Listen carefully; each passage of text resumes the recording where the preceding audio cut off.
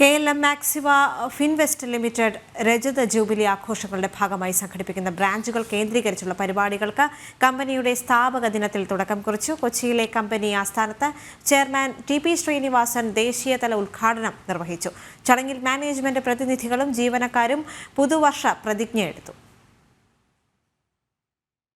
KLM Maxiva Finvest രജത jubilee ആഘോഷങ്ങളുടെ ഭാഗമായി ബ്രാഞ്ചുകൾ കേന്ദ്രീകരിച്ച നിരവധി പരിപാടികളാണ് ആസൂത്രണം ചെയ്തിട്ടുള്ളത്. കമ്പനിയുടെ പ്രവർത്തനങ്ങൾ കൂടുതൽ വികേന്ദ്രീകൃതവും ജനകീയവുമാക്കുന്നതിനു വേണ്ടിയാണിതെന്ന് എക്സിക്യൂട്ടീവ് ഡയറക്ടർ ഷിബു തെക്കുംപുറം പറഞ്ഞു.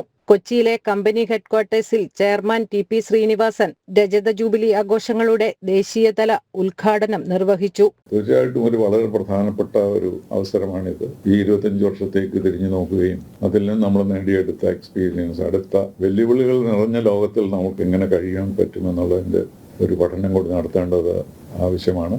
26ാമത്തെ വർഷം തുടങ്ങുന്നതിന്റെ സെലിബ്രേഷൻസ് ഉദ്ഘാടനം ചെയ്യുന്നത് നിങ്ങളെ അറിയിക്കുന്നു.